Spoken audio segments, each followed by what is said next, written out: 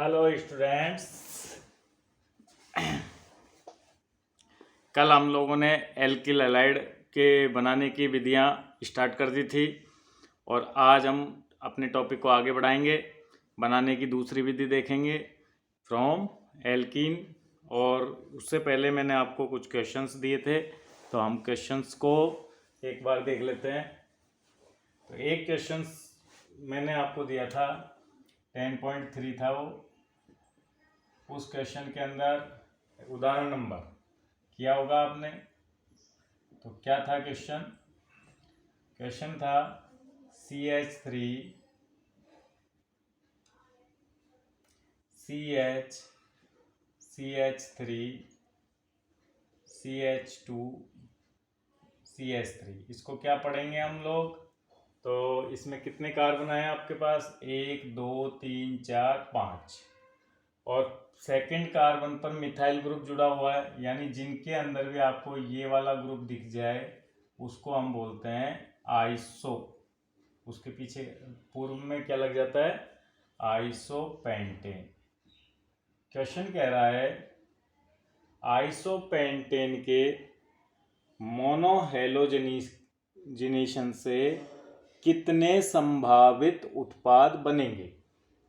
तो मोनोहेलोजिनेशन के लिए इसकी रिएक्शन किससे करानी पड़ेगी हमको? H2 से। और इसके बाद उपस्थिति लेनी पड़ेगी HNu की।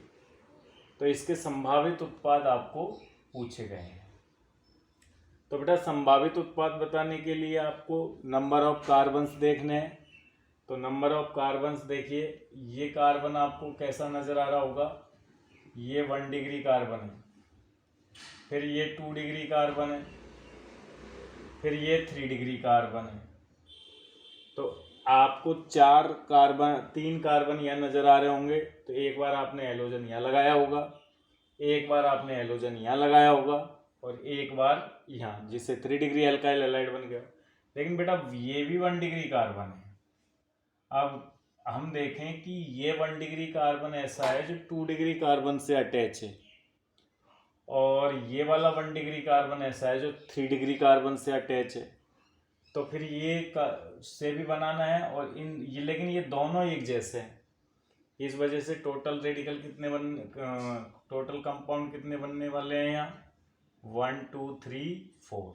1 2 3 और 4 मोनो हेलोजन डेरिवेटिव यहाँ बनने वाले हैं। ये क्वेश्चन हमने 11th क्लास के अंदर भी डिस्कस किया था। आप इसका सॉल्यूशन 11th में भी देख सकते हैं। मैंने आपको किया हुआ है, नंबर डाल के और कराया हुआ है।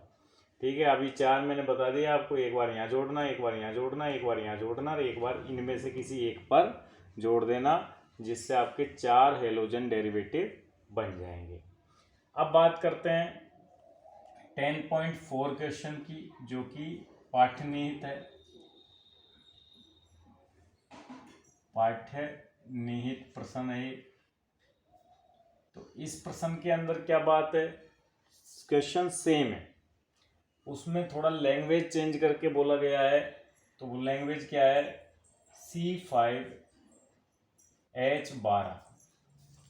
C5H12 हाइड्रो सूत्र वाले हाइड्रोकार्बन का IUPAC नाम या संरचना बताइए जिसके मोनोहेलोजनीकरण से 4 संभावित मोनोहेलाइड बने। तो 4 देने वाला C5H12 यही तो है, तो उसका संरचना तो ये रही, और आइसोपेंटेन उसका नाम हो जाएगा। अगर आप उसका IUPAC नाम देना चाहते हो तो आइसोपेंटेन का IUPAC नाम हो जाएगा 2 मिथाइल पेंटेन।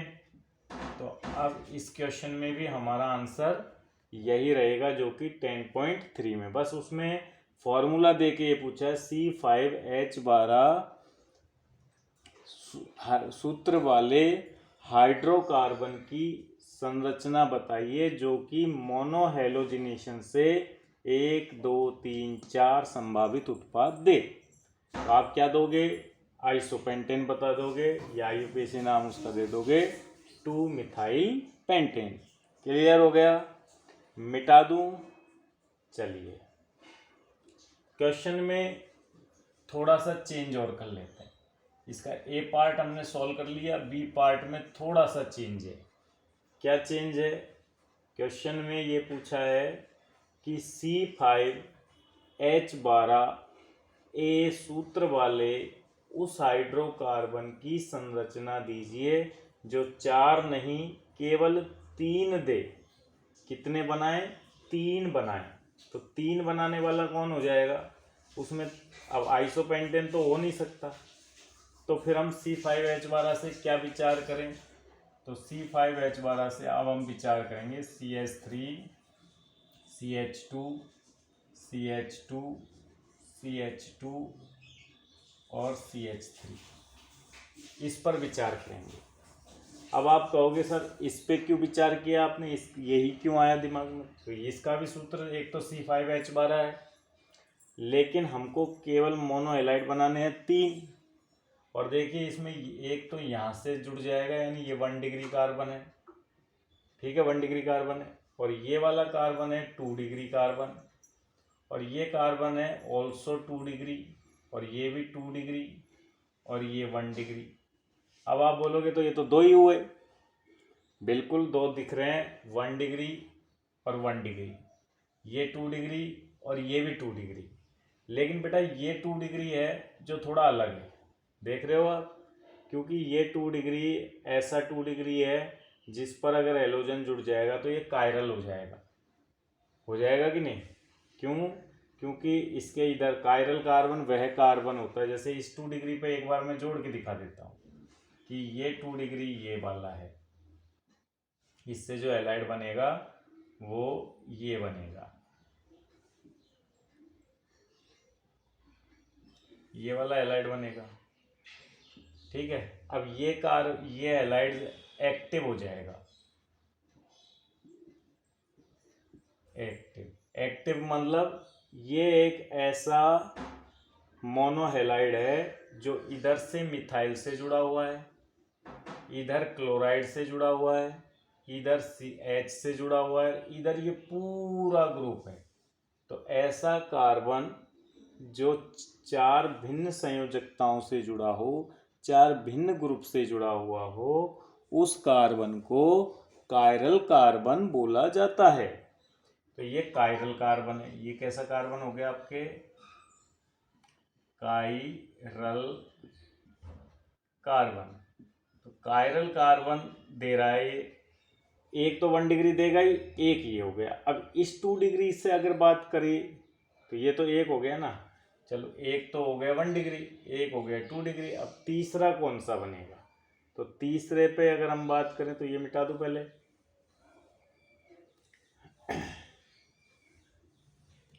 अगर हम तीसरे हाइड्रोकार्बन की बात करें जो यहाँ से बनने वाला है, तो वो क्या है? वो ये होगा CH3 CH2 CH, और यहाँ Cl लगा देंगे, CH2 CH3, ठीक है।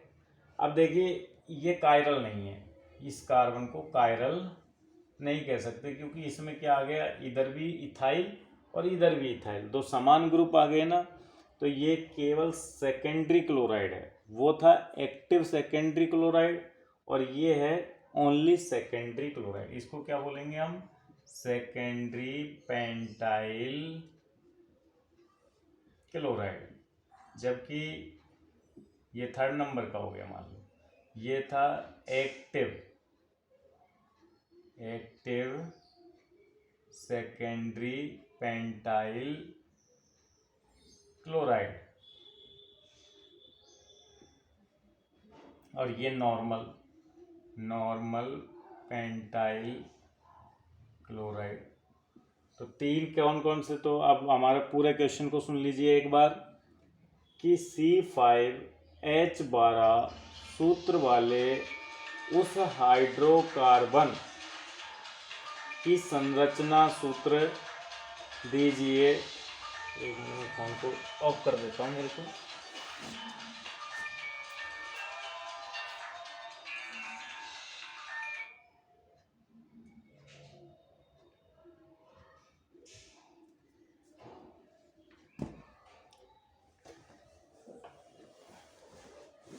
तो C5H12 सूत्र वाले उस हाइड्रोकार्बन की संरचना दीजिए जो कि 3 मोनोएलाइड बनाए, तो वो हो जाएगा नॉर्मल पेंटेन। नॉर्मल पेंटेन क्यों बोला मैंने? क्योंकि ये नॉर्मल पेंटाइल क्लोराइड बना रहा है, एक्टिव सेकेंडरी क्लोराइड बना रहा है और सेकेंडरी पेंटाइल क्लोराइड बना रहा है, 3 बना रहा है ना, इसलिए उसको हम नॉर्मल पेंट। 4 बना रहा होता तो क्या माना था? आइसोपेंटेन। क्लियर? समझ में आ गया? क्वेश्चन नंबर 10.4 है ये। आप एक बार इस क्वेश्चन को भी हमने 11th क्लास में डिस्कस किया था। आप 11th की कॉपी खोल के भी इस क्वेश्चन का सॉल्यूशन कैसे किया था देख सकते हैं। एक बार मैंने फिर से आपके दिमाग में इसको ताज़ा कर दिया। फिर क्वेश्चन क्या आता है? क्वेश्चन अभी सी पार्ट, इस क्वेश्चन के 4 पार्ट है। C5H12 से एक बार हमने 4 बनाने वाला हाइड्रोकार्बन पहचान लिया, 3 बनाने वाला हाइड्रोकार्बन भी पहचान लिया। अब ओनली एक बनाने वाला, ओनली वन, यानी ओनली एक देने वाला कौन सा हो सकता है? तो आप कहोगे बिल्कुल C5H12 को हम 3 तरह से लिखते हैं, नॉर्मल पेंटेन, आइसोपेंटेन और एक और होता है नियोपेंटेन। ठीक है, तो नियोपेंटेन कैसे लिखेंगे बेटा? फैन स्टार्ट करना। तो नियोपेंटेन कैसे लिखेंगे बेटा? CH3 CH3 और CH3, इसको हम क्या बोलते हैं? नियोपेंटेन। क्या बोलते हैं बेटा? नियोपेंटेन। तो नियोपेंटेन जो है हमारा, उसमें देखिए आप ओनली एक ही प्रकार के कार्बन है, 1 डिग्री, ये भी 1 डिग्री, ये भी 1 डिग्री और ये भी 1 डिग्री। तो जब इसकी रिएक्शन हम हेलोजन के साथ करते हैं HNu की प्रेजेंसी में, तो केवल एक ही, ओनली एक उत्पाद बनेगा, that is CH3 CH3 CH3 और यहाँ पर आप Cl लगा दोगे, तो ओनली एक ही उत्पाद बनेगा और वो ये होगा। तो क्वेश्चन अगर आता है C5H12 सूत्र वाले हाइड्रोकार्बन की संरचना दीजिए जो मोनोहेलोजिनेशन पे केवल एक उत्पाद बनाए, तो आप उसको बताओगे वो नियोपेंटेन होगा। ठीक है, चलिए, तो ये क्वेश्चन हमने 10.4 जो मैंने आपको होमवर्क के लिए दिया था उसको हमने सॉल्व कर दिया। अब बात करते हैं बेटा, हम नेक्स्ट है हमारा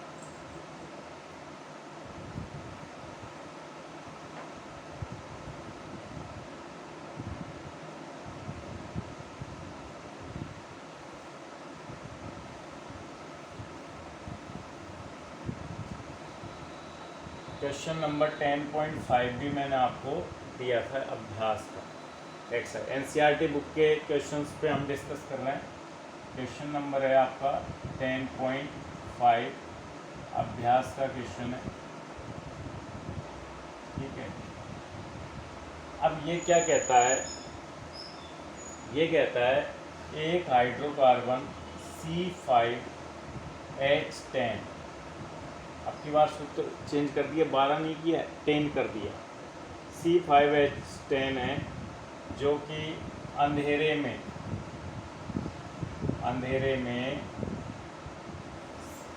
Cl2 के साथ रिएक्शन प्रदर्शित नहीं करता, या F2 के Cl2 के साथ अभी रिएक्शन नहीं करता है, लेकिन फ्लोरीनीकरण शो करता है।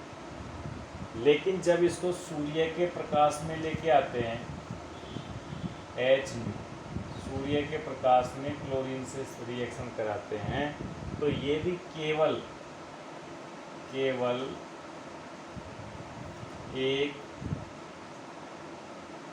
मोनोहेलाइड, केवल एक मोनोहेलाइड बना देता है। तो अब इस क्वेश्चन से क्या मैसेज लिया आपने? अगर अंधेरे में अपन ने जाना कि एल्केन का हैलोजनीकरण के लिए अनुकूल दशाएं हैं सूर्य का विस्तृत प्रकाश होना। मैंने कल लिखाया था आपको कि अंधेरे में तो अभिक्रिया होती नहीं है, लेकिन सूर्य के विस्तृत प्रकाश में होती है। तो अगर मान लो ये, पहले तो ये विचार करो ये फॉर्मूला किसका है, तो हमारा विचार आता है कि C4H10 जो फॉर्मूला है या तो एल्कीन का हो सकता है, मतलब पेंटीन, और यह हो सकता है पेंटेन का, इसका हो सकता है साइक्लोएल्कीन, जिसको हम पेंटीन भी बोल सकते हैं, ब्यूटीन भी बोल सकते हैं, साइक्लोएल्कीन। तो ये फॉर्मूला दो को सेटिस्फाई करता है। एल्कीन का भी फॉर्मूला होता है CnH2n, और साइक्लोएल्कीन जैसे कोई भी आप लो जिसकी साइकिल हो, चक्र हो, तो उसका भी फॉर्मूला होता है CnH2n। तो यहाँ हम विचार करें कि ये फॉर्मूला एल्किन का भी हो सकता है, और हम विचार करें कि ये फॉर्मूला साइक्लोएल्किन का भी हो सकता है। तो ये दोनों का हो सकता है फॉर्मूला। अब दोनों का ये अगर फॉर्मूला है तो फिर हम किस पे विचार करें, एल्किन पे करें कि साइक्लोएल्किन पे करें। तो यहाँ हिंट दे दिया, अंधेरे में Cl2 से क्रिया नहीं होता, तो अगर एल्कीन होती तो क्रिया अंधेरे में भी हो जाती।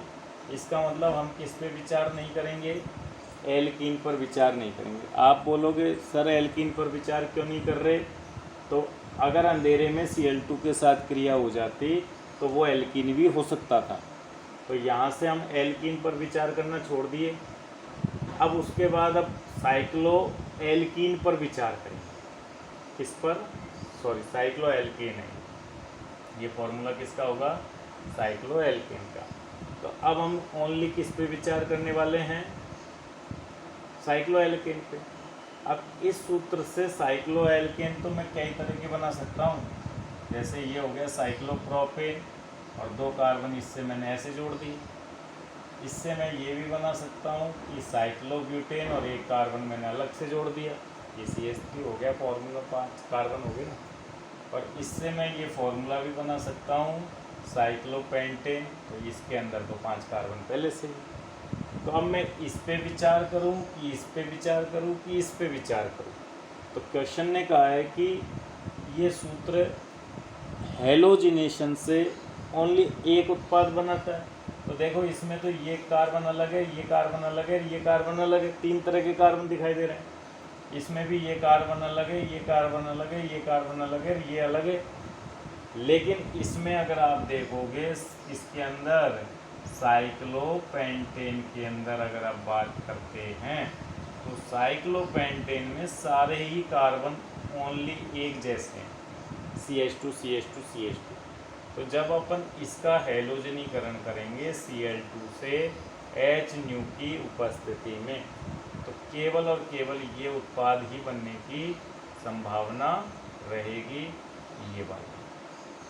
तो हमारा राइट आंसर है कि C5H10 कौन सा है, ये हो गया C5H10, जो मोनो हैलोजनीकरण पे ओनली एक ही उत्पाद आपके, ओनली प्रोडक्ट ही आपके बना रहा है। ठीक है, तो ये करेक्ट आंसर हो गया हमारा। बात क्लियर हुई, क्वेश्चन समझ में आया। तो ये तीनों क्वेश्चन थे जो हैलोजिनेशन अभिक्रिया पर बनते हैं कि एल्केन का हैलोजनीकरण कैसे संपन्न होता है, और हमारी NCERT पर इस पे जितने भी क्वेश्चन थे एल्केन का हैलोजनीकरण का, तो क्या सीखा इस अभिक्रिया में। तो सबसे पहली बात तो हमने बेटा ये सीखी कि हैलोजनीकरण सूर्य के विस्तृत प्रकाश में होता है, अंधेरे में नहीं होता। इसके लिए हाइड्रोजन की क्रियाशीलता 3 डिग्री हाइड्रोजन की ज़्यादा होती है, फिर 2 डिग्री की होती है, फिर 1 डिग्री की होती है, और इसके अंदर फ्लोरीन सबसे ज़्यादा क्रियाशील होता है। तो ये सारी बातें हमने सीखी। हाँ, अगर आयोडीनीकरण देखो आप, जैसे CH4, तो CH4 की रिएक्शन आप किससे कराओगे, I2 से, जो सबसे कम क्रियाशील है, कम क्रियाशील। ठीक है, तो ये सबसे कम क्रियाशील है। अब जब आयोडीनीकरण कराएंगे तो इस अभिक्रिया से क्या बनेगा, CH3I, और प्लस HI। अब बेटा यहाँ थोड़ी सी प्रॉब्लम है। यहाँ प्रॉब्लम ये है, जो HI बना है ना, ये क्या होता है, HI होता है, वो आप लिख सकते हैं अच्छा अपचायक। क्या है, अच्छा अपचायक। और अच्छा अपचायक होने से क्या करेगा ये, तो ये तुरंत HI क्या करेगा, जैसे इसके दो मॉलिक्यूल आएंगे तो ये नेसेंट है जो हाइड्रोजन और I2 दे देगा वापस से। ये नवजात हाइड्रोजन दे देगा। तो ये नवजात हाइड्रोजन इस बॉन्ड को फिर से ब्रेक कर देंगे HH, और ये अभिक्रिया वापस से इधर चल जाएगी CH4 और आपके HI अगर यहाँ ले नवजात हाइड्रोजन से इससे अपचयन हो गया तो ये CH4 वापस से बन जाएगा। तो आयोडोनीकरण क्या होता है, उत्क्रमणीय अभिक्रिया। अगर हम फिर भी चाहते हैं कि उत्क्रमणीय अभिक्रिया आगे ही आगे चले, CH3I को ही बनाए, तो आप इसकी अभिक्रिया HiO4 की उपस्थिति में कराओगे। तो HiO4 क्या करेगा, इस IHI को जो अपचायक है, और ये क्या होता है, ये ऑक्सीकारक होता है, तो ये ऑक्सीकारक से HI अभिक्रिया कर लेगा और अभिक्रिया आगे की दिशा में बढ़ती जाएगी। इसलिए हम HiO4 डायरेक्ट नहीं कराते हैं, बल्कि HiO4 की उपस्थिति में करवाते हैं। तो ये आपके हैलोजनीकरण पर बेस्ड सारी जानकारी थी। एक अभिक्रिया हमने बनाने की पूरी कर ली है। अब हम दूसरी अभिक्रिया की ओर चलते हैं। तो आपको एक एक अभिक्रिया पर बेस्ड सारे क्वेश्चंस करने हैं। तो इसके क्वेश्चंस आपको पीछे अभ्यास में और कोई मिले तो आप कर लेना। वैसे मैंने कोशिश की है कि मैंने सारे क्वेश्चन यहाँ शामिल कर लिए। अब बेटा आगे हम बात करते हैं, दूसरा मेथड है हमारा, और वो है एल्कीन से। ये अभिक्रिया भी हमने एल्कीन में पढ़ी, डिस्कस की है आपको, तो आपको कोई नई अभिक्रिया नहीं है, आपके लिए पढ़ी हुई अभिक्रिया है। 10th चैप्टर के अंदर वो एल्कीन में पढ़ी थी, हाइड्रोकार्बन के 13 चैप्टर में हमने ली थी। अभिक्रिया का नाम है, आप देख सकते हो, एल्कीन के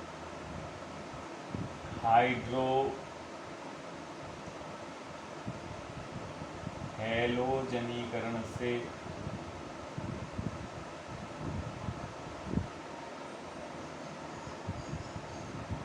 एल्कीन के हाइड्रो हैलोजनीकरण का मतलब है HX, इसको शॉर्ट में हम लिख सकते हैं HX का योग। ये हेडिंग आपके 11वीं क्लास में था, HX का योग किस पर, एल्कीन पर। तो HX का योग क्या होता है, एल्कीन का जो द्विबंध होता है, एल्कीन में ऐसे होता है द्विबंध, ऐसे, ये एल्कीन है, ठीक है, और ये HX है। तो ये एक पाई बॉन्ड टूटेगा, एक जगह हाइड्रोजन जुड़ जाएगा, एक जगह आयोडीन जुड़ जाएगा। तो एल्कीन के द्विबंध पर HX का योग हाइड्रो हैलोजनीकरण कहलाता है। इस बात को लिख लेते हैं।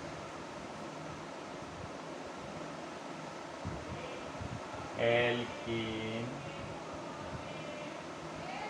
के द्विबंध पर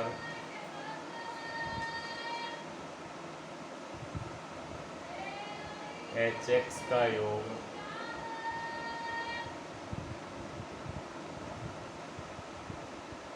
हाइड्रो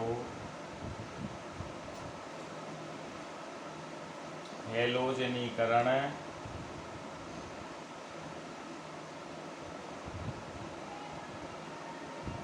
कहलाता है।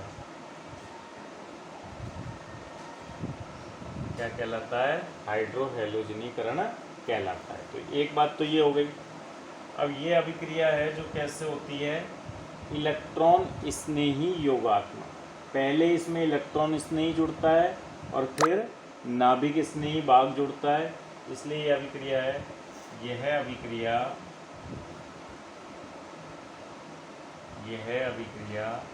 इलेक्ट्रॉन स्नेही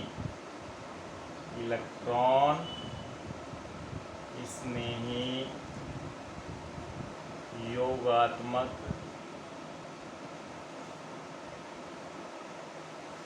क्रियाविधि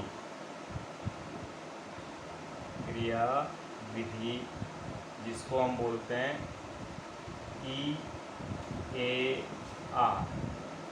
EAR क्रियाविधि से संपन्न होती है।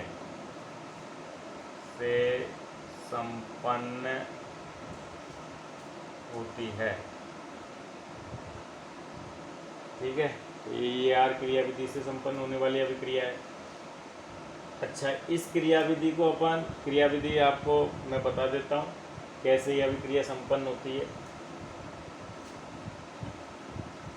तो देखिए क्रियाविधि क्या है, EAR की क्रियाविधि अगर हम देखें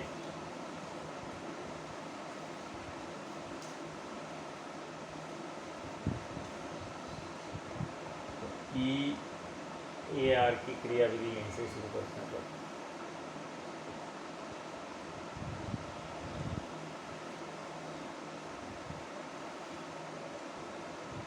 EAR की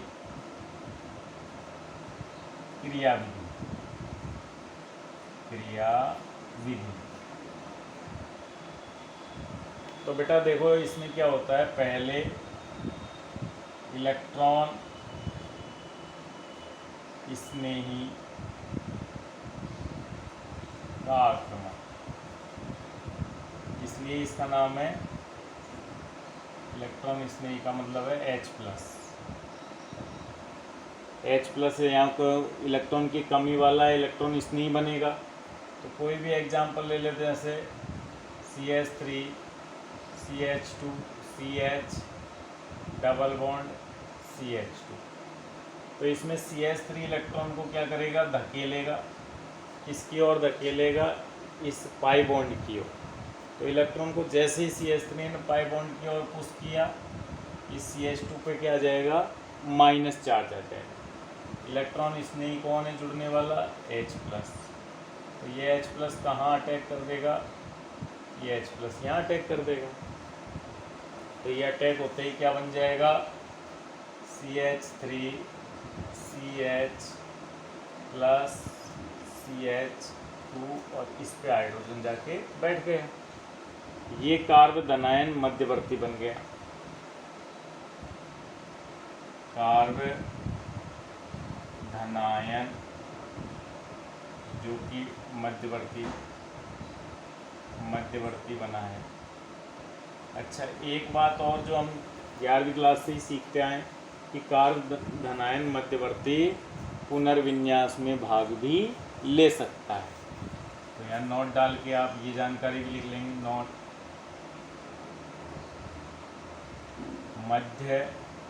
मध्यवर्ती कार्ब धनायन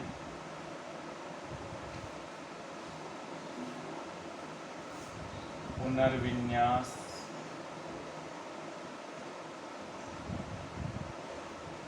में भी भाग ले सकता है। अब मध्यवर्ती कार्ब धनायन पुनर्विन्यास में भी, अब यहाँ तो देखो ये पहले से ही 2 डिग्री बना है और इसके आए बाएं जो कार्बन है दाईं ओर और बाईं ओर वो भी 1 डिग्री है। तो 1 डिग्री से तो ज़्यादा 2 डिग्री स्टेबल होता है ना। तो 1 डिग्री से ज़्यादा अगर 2 डिग्री स्टेबल होता है तो इसको अब पुनर्विन्यास में भाग लेने की ज़रूरत नहीं है। कार्ब धनायन पुनर्विन्यास में तभी भाग लेगा जब वो बना है उससे भी ज़्यादा स्थायी हो जाए। तो अभी यहाँ तो भाग लेने की संभावना नहीं है, तो यहाँ ये नोट लागू इस पर नहीं होता है। इसलिए हम सीधे ही चलाते हैं आपके दूसरा स्टेप सेकंड, और जिसमें क्या होगा, नाभिक स्नेही, यानी नाभिक स्नेही कौन है यहाँ, एक्स माइनस का आक्रमण,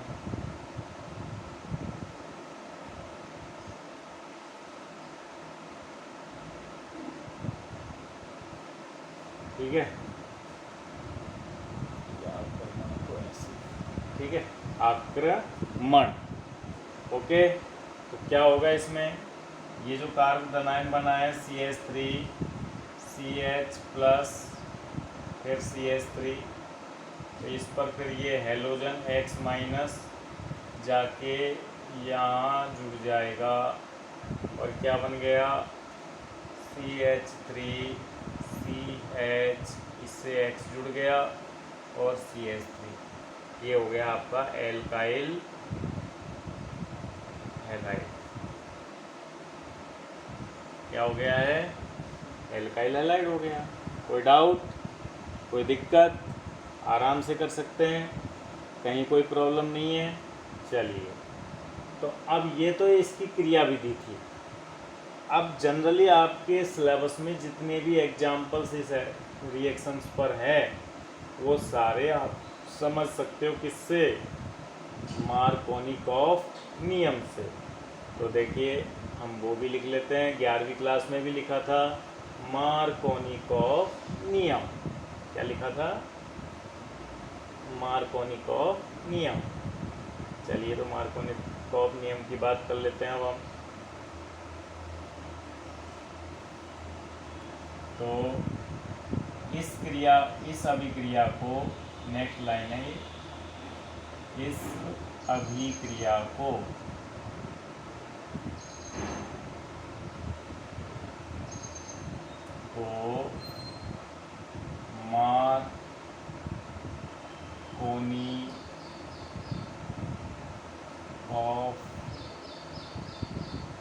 मार्कोनिकॉफ नियम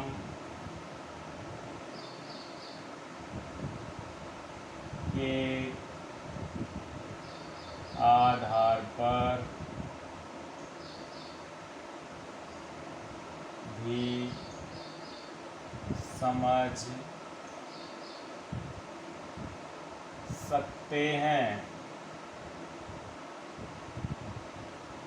मार्कोनिक नियम क्या कहता है, तो पहले देखो ये हमारा क्वेश्चन था, CH3 CH double bond CH2, इस पर हमने क्या जोड़ा था, तो इस पे हमने रिएक्शन कराई थी HX की, और बनाया क्या था हमने, तो HX की अभिक्रिया करा के हम लोगों ने बनाया था CH3 CH, यहाँ तो X जोड़ा था और यहाँ हमने जोड़ा था CH2H, ये जोड़ा था। क्या देख रहे हो आप देख रहे हो कि हाइड्रोजन कहाँ जुड़ा है, यहाँ जुड़ा है, और हेलोजन कहाँ जुड़ा हुआ है, तो हेलोजन यहाँ जाके जुड़ा है कि नहीं जुड़ा है। तो ये जब आप देख रहे हो तो ये नियम क्या है, तो इसको वैसे तो क्रियाविधि से आई है नहीं बात, तो क्रियाविधि से जो बात आई है तो कौन बार बार क्रियाविधि देखेगा यार, हाइड्रोजन को वहाँ जोड़ो ना जब पहले से अधिक हाइड्रोजन है, और हेलोजन को वहाँ जोड़ो जहाँ कम है, क्योंकि हाइड्रोजन उस जगह पे जाना पसंद करता है जहाँ इलेक्ट्रॉन आए हैं, अधिक इलेक्ट्रॉन वाली जगह पे आएंगे ना हाइड्रोजन, क्योंकि इधर हाइड्रोजन कम है तो एल्काइल ग्रुप जुड़े होंगे जो धक्का देंगे। तो ये नियम है, उसको लिख लेता हूँ मैं, ये इन्वर्टेड कॉमास में लिखने हैं, नियम भी पूछ लेते हैं कभी कभी एग्जाम में। तो इस नियम के अनुसार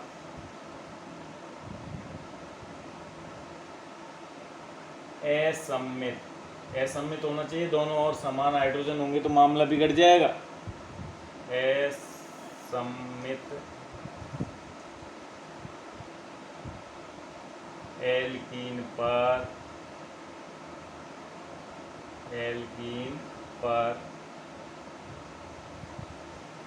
HX का योग इस प्रकार से इस प्रकार से किया जाता है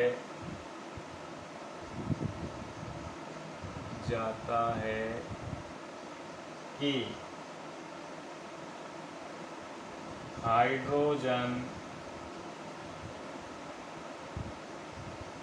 परमाणु उस द्विबंधित कार्बन के साथ